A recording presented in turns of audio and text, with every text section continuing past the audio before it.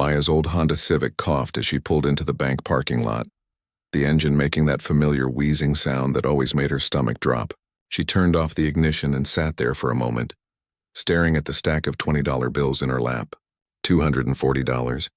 That was all she had managed to earn from 3 hours of tutoring sessions at the community center tonight. Her phone buzzed with a text from her neighbor. "Lily's doing great with her homework. No rush, but remember she has that field trip tomorrow and needs the permission slip signed." Maya's heart sank a little deeper. The field trip. $15 she didn't really have, but would find somehow because seeing disappointment in her 8-year-old daughter's eyes was worse than eating ramen noodles. For the 5th time this week, she grabbed her worn leather purse and stepped out into the cool evening air. The parking lot was surprisingly busy for 8 o'clock on a Tuesday night. Maya usually tried to avoid banking during peak hours, but tonight she had no choice. Her rent was due tomorrow morning, and while she had most of it saved up, this extra cash from tutoring would make the difference between paying rent and paying rent, with enough left over for groceries. The ATM area was crowded, which made Maya's chest tighten with anxiety. She counted 6 people ahead of her in line, and each person seemed to be taking forever with their transactions. Maya checked her phone again. 8:15. She had promised Mrs. Rodriguez next door that she'd pick up Lily by 9, and the sweet elderly woman had already been watching her daughter since 6 this morning. Maya had been teaching 4th grade for 12 years, but the salary barely covered their basic needs, especially after her ex-husband stopped sending child support 6 months ago. The tutoring job at the community center was her lifeline, but it meant long days and even longer nights. She would leave for school at 7 in the morning, teach all day, then rush to the community center to help struggling students with their homework until 8 in the evening. Tonight had been particularly challenging. She'd worked with 3 different kids, each dealing with their own family struggles. There was 10-year-old Carlos, whose parents worked double shifts and couldn't help him with math homework. Then there was Rebecca, a shy 12-year-old who was falling behind in reading because she needed glasses her family couldn't afford. And finally, there was little Tommy, who was acting out because his dad had been deployed overseas and his mom was barely holding things together. Maya saw herself in all these families. She understood what it meant to count every penny, to make impossible choices between necessities, to smile and stay strong when everything felt like it was falling apart. That's why she had started the tutoring job in the first place. The community center paid her a modest amount, but more importantly, it let her help kids who reminded her of herself when she was younger. As she stood in line, Maya noticed the people around her. There was a young couple ahead of her, laughing and talking about their weekend plans.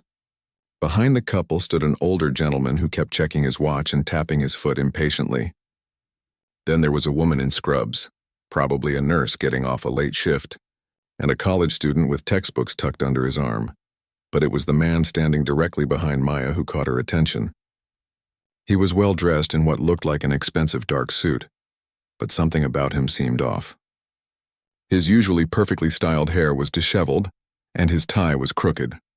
He kept shifting his weight from one foot to the other, checking his phone every few seconds, then looking around the parking lot as if he was expecting someone. Maya couldn't help but notice his hands. They were shaking slightly as he gripped what appeared to be some kind of legal documents. The papers looked important, official, with letterheads and signatures visible even from her position ahead of him in line. Whatever was written on those documents was clearly causing him distress. The man was probably in his early 50s, with graying temples and the kind of confident bearing that usually comes from success. But tonight that confidence seemed cracked. Maya had spent enough years teaching to recognize when someone was barely holding themselves together. She'd seen that look on parents' faces during difficult parent-teacher conferences, on her own face in the mirror during the worst days after her divorce. As the line moved forward slowly, Maya found herself stealing glances at the stranger behind her. He would mutter something under his breath, then run his hand through his hair, messing it up even more. At one point, he pulled out his phone and started to dial a number, then stopped and put the phone back in his pocket without making the call. The woman in scrubs ahead of her was taking an unusually long time at the ATM, apparently having trouble with her transaction. Maya heard her sigh in frustration as she inserted her card for what seemed like the 3rd time. Behind her, the well-dressed man's agitation was becoming more obvious. He began pacing in the small space behind Maya, and she could hear him taking deep breaths as if he was trying to calm himself down. Maya's phone buzzed again. This time it was a reminder she had set for herself. Pick up Lily by 9 p.m. She looked at the time. 8:25. If this line didn't move faster, she was going to be late, and Mrs. Rodriguez had already done so much for them. The elderly woman refused to accept payment for watching Lily, insisting that neighbors should help neighbors. Maya tried to contribute in other ways, like bringing homemade meals or helping with grocery shopping, but she still felt guilty for relying on such kindness. Finally, the nurse at the ATM completed her transaction and moved away. The line shuffled forward and Maya felt a small sense of relief. Only 5 more people ahead of her now. She clutched her envelope of cash tighter, mentally calculating exactly how much she needed to deposit and how much she could afford to keep for Lily's field trip, and maybe a few groceries. Behind her, the mysterious man dropped his papers. Maya heard them scatter and turned around to see legal documents spread across the pavement. Without thinking, she bent down to help him gather them up. As she handed him the papers, she caught a glimpse of words that made her stomach clench with recognition. Divorce proceedings. Asset division. Custody arrangement. Maya had seen those same types of documents 2 years ago. She remembered the sick feeling in her stomach, the way the legal language made everything feel cold and final. She remembered sitting in her car after leaving the lawyer's office, crying until she couldn't breathe, wondering how she was going to take care of Lily on her own. The man looked at her with genuine surprise when she helped him collect his papers. "Thank you," he said quietly, his voice rougher than she expected. Up close, Maya could see that his eyes were red-rimmed, and there was a vulnerability in his expression that made her heart ache with recognition. "No problem," Maya replied softly, giving him a small understanding smile before turning back to face the front of the line. But as she stood there, waiting for her turn at the ATM, Maya couldn't shake the feeling that this stranger behind her was experiencing one of the worst days of his life, and she knew exactly what that felt like. The line moved forward again, and Maya felt a small wave of relief wash over her. 4 people ahead now. She glanced at her phone. 8:30. Still cutting it close, but she might just make it in time to pick up Lily without keeping Mrs. Rodriguez waiting too long. Behind her, the man's agitation was becoming impossible to ignore. Maya could hear him muttering something under his breath. Words she couldn't quite make out, but the tone was filled with frustration and what sounded like desperation. She tried not to eavesdrop, but in the quiet evening air, his distress was palpable. The young couple at the ATM seemed to be having some kind of technical difficulty. Maya watched as the woman inserted her card, waited, then tried again. The man with her leaned in, pointing at the screen and saying something Maya couldn't hear. Great. This was exactly what she didn't need right now. Come on. Come on, she heard the stranger behind her whisper. When Maya glanced back, she saw him running his hand through his hair again, completely destroying what had probably been a neat professional hairstyle earlier in the day. His expensive suit jacket was wrinkled, as if he'd been wearing it for far too long, and there was a coffee stain on his white dress shirt that he seemed completely unaware of. The papers in his hand were getting more crumpled by the minute as he gripped them tighter. Maya caught another glimpse of the letterhead when he shifted the documents. It looked like one of those high-end law firms with multiple names, the kind that charged hundreds of dollars per hour. Whatever was happening in this man's life, it was serious and expensive. Finally, the couple at the ATM completed their transaction and walked away, talking quietly to each other. The line shuffled forward, and Maya felt her anxiety ease just a little. 3 more people. She could do this. But as the next person approached the machine, Maya noticed something that made her heart sink. It was Mr. Patterson from down her street, and she knew from experience that he took forever at ATMs. The elderly man was sweet, but he had a habit of checking his balance multiple times, withdrawing small amounts of cash, then checking his balance again. Maya had been stuck behind him at the grocery store checkout line before, and it had taken nearly 20 minutes. Behind her, the well-dressed stranger let out a sound that was almost like a groan. Maya turned slightly and saw that he was staring at his phone, his face pale. Whatever message he had received was clearly not good news.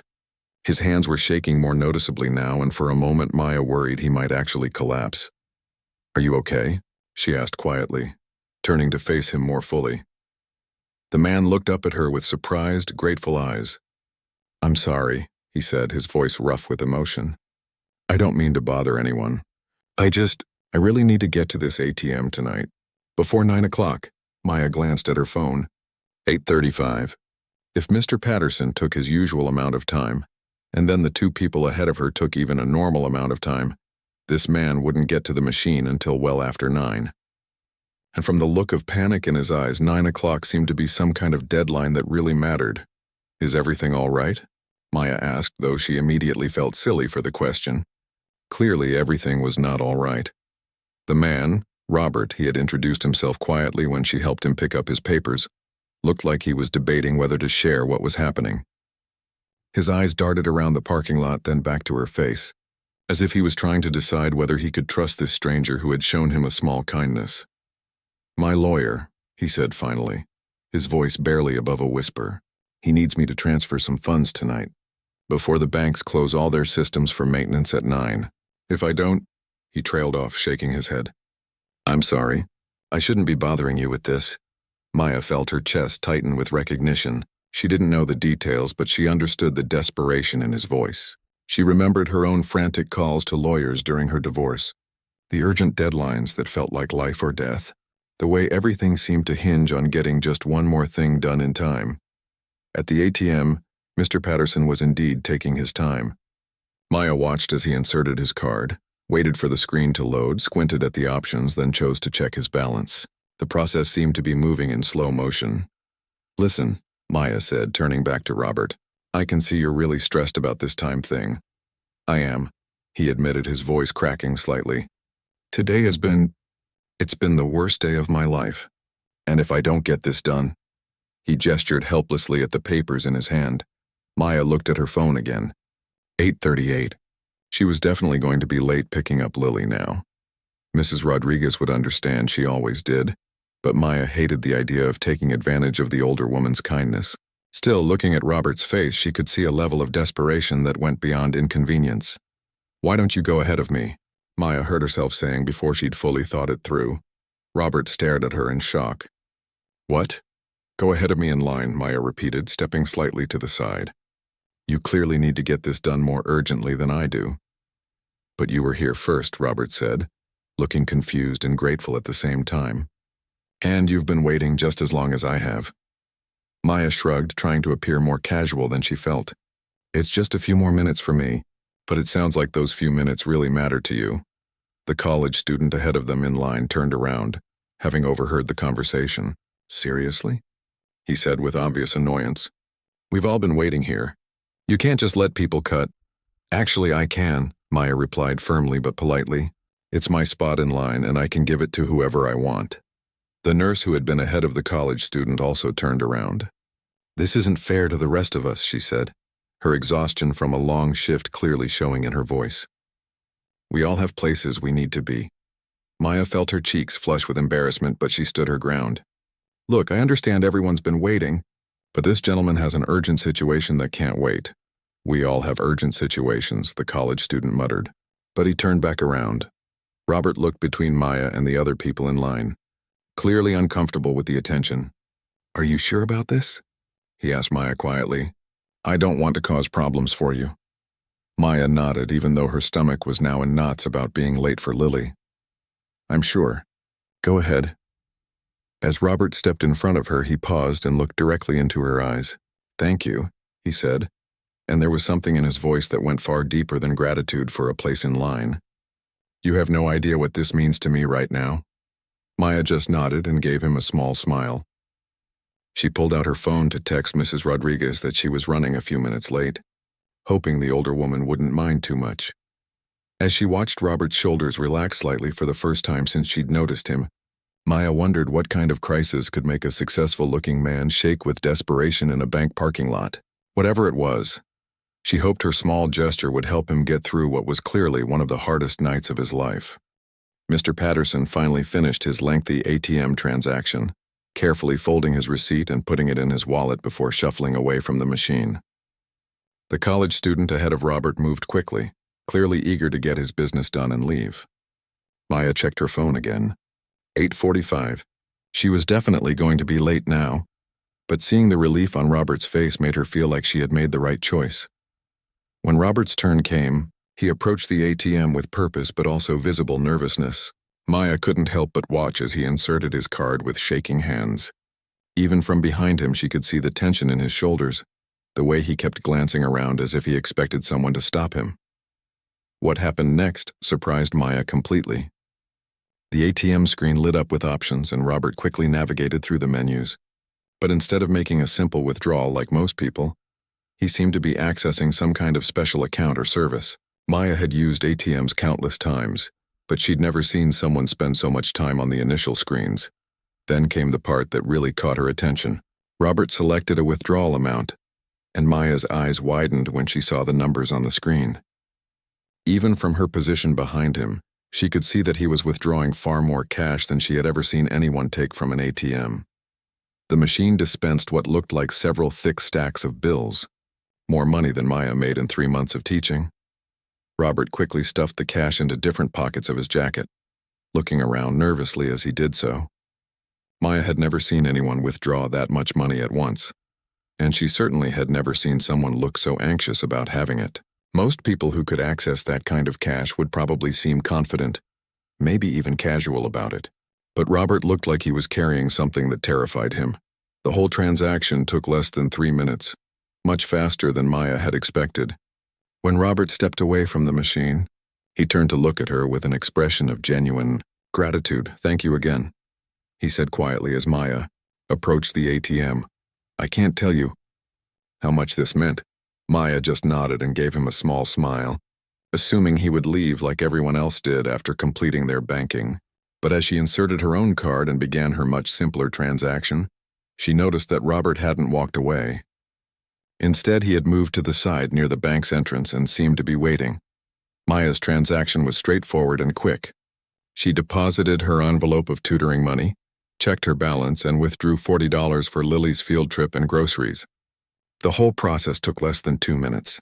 As she collected her receipt and put her card back in her wallet, she saw that Robert was still standing by the bank entrance, looking directly at her. This was unusual. Maya had been banking at this location for years, and she'd never had someone wait around after their transaction just to talk to another customer. Most people were eager to finish their business and get on with their evening. But Robert seemed almost reluctant to leave, as if something about their brief interaction had affected him deeply. As Maya walked away from the ATM, Robert approached her hesitantly. Up close, under the bank's exterior lighting, she could see more details about his appearance that made her curious. His suit was definitely expensive, the kind of tailored clothing that probably cost more than Maya's monthly rent. His shoes were Italian leather, still polished despite what had clearly been a long and difficult day. Even his watch looked like something she'd only seen in magazines. But despite all these signs of wealth, Robert looked completely lost. His usually perfect appearance was disheveled, and there was something in his eyes that reminded Maya of her students when they were trying not to cry in front of their classmates. "I know this might sound strange," Robert began, his voice uncertain, "but what you did back there, letting me go ahead of you, it came at a moment when I had started to lose faith that there were still kind people in the world." Maya felt a flutter of surprise at the intensity in his voice. "It was just a few minutes in line," she said, trying to downplay the gesture. "Really, it wasn't a big deal." "It was to me," Robert replied firmly. "Today has been, well, let's just say it's been the kind of day that makes you question everything you thought you knew about people and life. And then you, a complete stranger, showed me kindness without expecting anything in return." Maya glanced at her phone. 8:52. She really needed to get going. But something about Robert's vulnerability made her hesitate to just walk away. "I hope whatever's going on gets better for you," she said sincerely. "Could I buy you a coffee sometime?" Robert asked suddenly. "Just to properly thank you. I know it sounds odd asking a stranger for coffee, but I'd really like to show my appreciation in some way." The request caught Maya off guard. In her 12 years of living in this town, she'd never had a random encounter at a bank turn into a coffee invitation. And while Robert seemed genuine, Maya's single mother instincts kicked in. She didn't really know anything about this man, despite their brief interaction. "That's very sweet of you to offer," Maya replied diplomatically, "but I really need to get going. I have to pick up my daughter and I'm already running late." At the mention of her daughter, something shifted in Robert's expression. A look of understanding crossed his face, mixed with what might have been sadness. "You're a single mom," he said quietly. It wasn't a question. Maya nodded, surprised by how easily he had picked up on that detail. "Yes, and my neighbor has been watching her since this morning. I really can't keep her waiting any longer." "Of course," Robert said immediately. "I'm sorry for keeping you. But please, let me at least walk you to your car. This parking lot isn't the safest place for a woman alone at night." Maya looked around. The parking lot was mostly empty now, with just a few cars scattered under the dim streetlights. She usually didn't think twice about walking to her car, but Robert's offer seemed genuine rather than pushy, and truthfully, there was something about him that made her feel safe rather than threatened. "Okay," she agreed. "My car's just over there." As they walked across the parking lot, Robert seemed to be choosing his words carefully. "Can I ask you something?" he said finally. "Sure. Why did you let me go ahead of you? Really? You didn't know me. You had no reason to help me, and it clearly made your own situation more difficult." Maya thought about the question as they approached her old Honda. "I don't know," she said honestly. "You just looked like someone who was having a really hard time. I've been there myself, you know. Sometimes a small kindness from a stranger can make all the difference in how you get through a difficult day." Robert stopped walking and looked at her with an expression she couldn't quite read. "You have no idea," he said softly, "how right you are about that." They had reached Maya's car and she fumbled in her purse for her keys. The old Honda looked even more worn next to Robert's presence, with its dented bumper and faded paint. But Robert didn't seem to notice or care about the condition of her vehicle. "I hope things get better for you," Maya said as she unlocked her car door. "Whatever you're dealing with, I hope it works out." "Thank you," Robert replied, and again there was that deep sincerity in his voice that went far beyond polite conversation. "And Maya, thank you for reminding me that there are still good people in this world. I won't forget this." As Maya drove away, she found herself thinking about the strange encounter. There was clearly much more to Robert's story than she had seen tonight, and she couldn't shake the feeling that their brief interaction had been more significant than either of them fully understood. Maya couldn't stop thinking about Robert. 3 days had passed since their encounter at the ATM, but something about that meeting kept replaying in her mind. It wasn't just the unusual amount of money he had withdrawn, or even his obvious distress. It was the way he had looked at her when she let him cut in line, as if her small act of kindness had genuinely shocked him.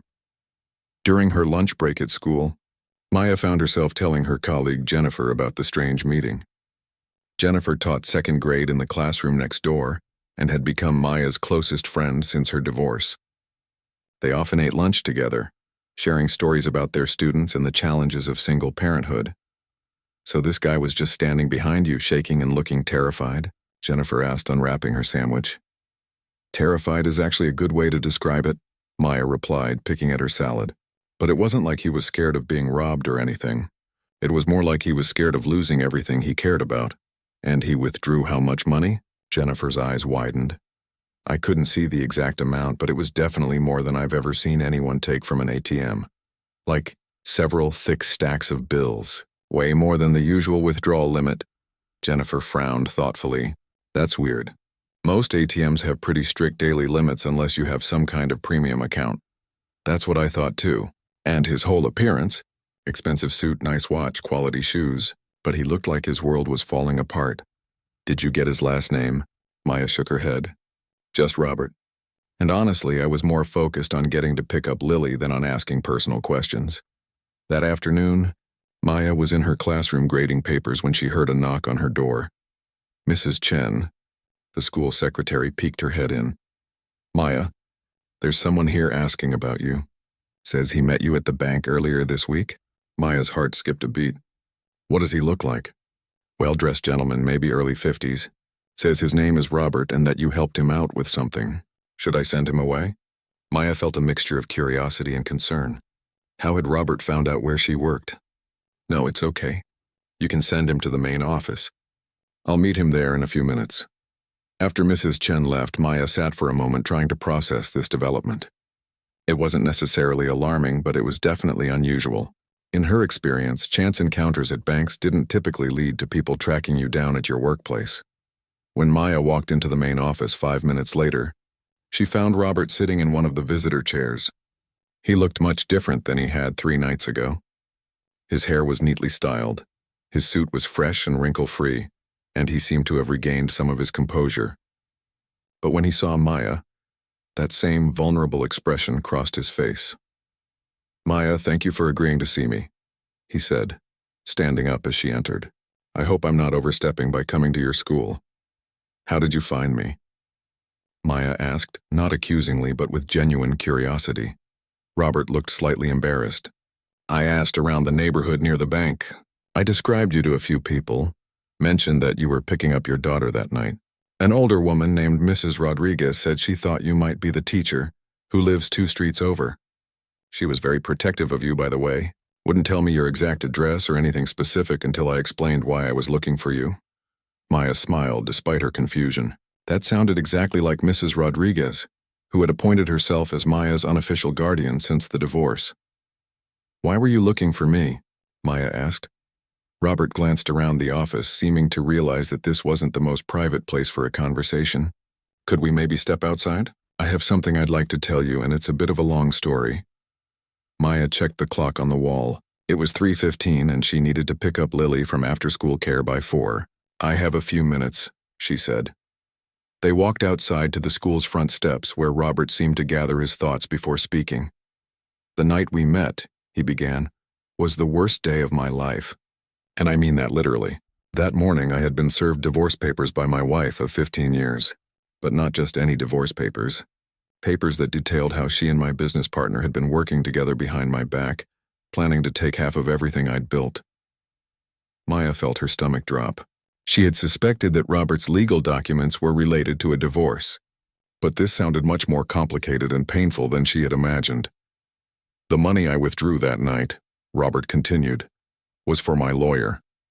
We had discovered that my wife and my partner were planning to freeze all our business accounts the next morning. If I hadn't gotten that cash to pay the legal fees, I would have been completely unable to fight what they were doing."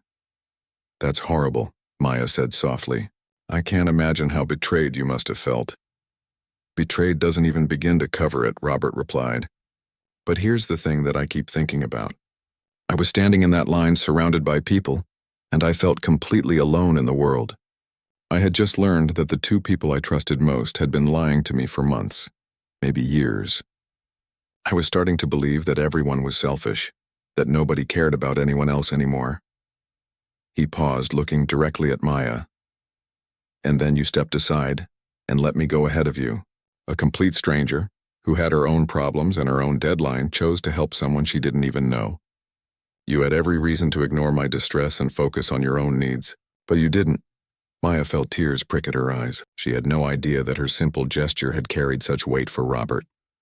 "That moment," Robert continued, "reminded me that there are still genuinely good people in the world. It gave me hope when I needed it most, and it helped me get through the legal meeting that night, which, by the way, was successful. We managed to protect most of my assets and my company. I'm glad things worked out for you," Maya said, though she was still processing all this information.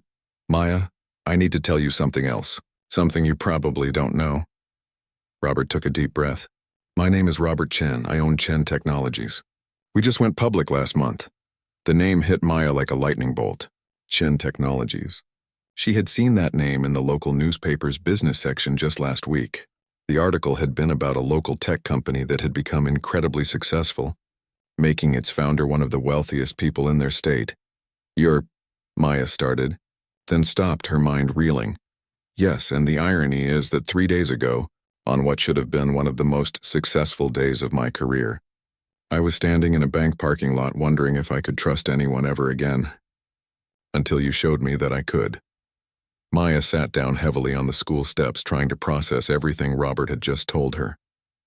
The man she had helped at the ATM wasn't just going through a difficult divorce. He was a millionaire technology entrepreneur whose personal and professional life had nearly been destroyed in a single day. "Why are you telling me all this?" she asked finally. "Because I want to do something to thank you properly, something that actually matches the impact your kindness had on my life." Maya looked at her watch. 3:35. She needed to leave soon to pick up Lily. But she couldn't deny that she was curious about what Robert had in mind, and how this unexpected revelation might change both of their lives. Maya stared at Robert, trying to process the fact that she was sitting on her school steps, talking to one of the wealthiest people in the state. Just days ago, he had been a distressed stranger in line at an ATM. Now she was learning that he was Robert Chen, the tech entrepreneur whose success story had been featured on the front page of the local business journal. "I still can't believe this," Maya said, shaking her head. "You're really him?" "The Robert Chen? I'm really him," Robert confirmed with a small smile. "Though I have to say, after what I've been through this week, the money feels a lot less important than it used to." Maya checked her watch again. 3:40. She really needed to start wrapping up this conversation, but part of her was desperately curious about what Robert wanted to do to thank her. "You said you wanted to do something to thank me," Maya prompted gently. Robert nodded, his expression becoming more serious. "Maya, in the 3 days since we met, I've been doing a lot of thinking. Not just about my divorce or my business, but about what really matters in life. And I keep coming back to that moment when you stepped aside for me. You saw someone in pain and you helped, even when it cost you something." "It was just a few minutes in line," Maya said, still not fully grasping the impact her gesture had made. "No, it was much more than that," Robert insisted. "It was proof that goodness still exists in the world. And it got me thinking about other people who might need help, people who are struggling the way you are." Maya felt her cheeks flush slightly. She hadn't realized her financial struggles were so obvious to a stranger. "I'm not trying to embarrass you," Robert said quickly, noticing her reaction, "but I can recognize the signs. I grew up poor, Maya. Before I started my company, I knew what it was like to count every dollar, to choose between paying bills and buying groceries. I saw how tired you looked that night, how you kept checking your phone because you were worried about being late to pick up your daughter. I recognized the stress of someone trying to hold everything together on their own." Maya nodded, surprised by how accurately he had read her situation. "So here's what I want to do," Robert continued. "I want to establish a foundation, a nonprofit organization focused on helping single parents who are working hard to build better lives for their families. People like you." "That sounds wonderful," Maya said sincerely. "I'm sure it will help a lot of families." "I want you to run it," Robert said simply. Maya's mouth fell open. "What?" "I want you to be the director of the foundation. You're already working with families at the community center. You understand the challenges from personal experience, and you have the heart for this kind of work. Most importantly, you're someone who sees people who are struggling and actually does something to help them." Maya felt dizzy. "Robert, I don't know anything about running a nonprofit. I'm just a fourth-grade teacher." "You're just a fourth-grade teacher who changed my entire perspective on life in one evening," Robert replied. "And running a nonprofit isn't about having fancy degrees or business experience. It's about understanding what people need and caring enough to help them get it. You already do that every day." Maya looked down at her hands, trying to process this incredible offer. "I don't know what to say." "You don't have to say anything right now," Robert said gently. "But let me tell you what I'm thinking. The foundation would provide scholarships for single parents who want to continue their education. It would offer childcare assistance, help with housing deposits, emergency funds for unexpected expenses. All the things that could make the difference between someone just surviving and someone actually thriving." The idea was overwhelming but also deeply appealing to Maya. She thought about all the parents she had met through her, teaching and tutoring, who were struggling with exactly these kinds of challenges. "And you'd be willing to fund all of this?" Maya asked. "Maya, my company went public last month. Even after the divorce settlement, I have more money than I could spend in several lifetimes. This foundation isn't charity for me. It's an investment in the kind of world I want to live in. A world where people help each other, the way you helped me." Maya felt tears starting to form in her eyes.